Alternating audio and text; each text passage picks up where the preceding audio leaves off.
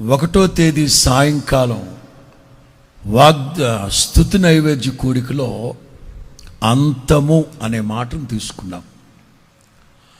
అంతము వరకు సహించువాడు ఎవడో.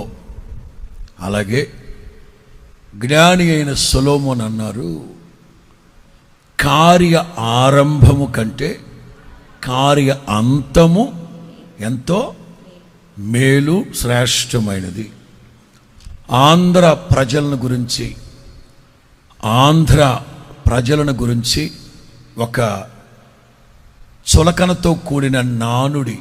ఏమిటా నానుడు అంటే, ఆంధ్ర వాళ్ళు ఆరంభ శూరులే కానీ ఏది కూడా కొనసాగించి ముగించరు అనే ఒక నానుడి ఎద్దేవా. అందుచేత మనం ప్రారంభం అల్పముగా ఉన్నా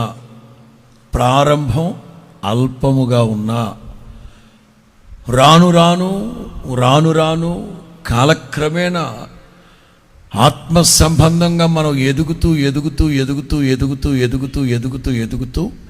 సంపూర్ణ పరిశుద్ధతలోకి మనం వెళ్ళుదుము గాక.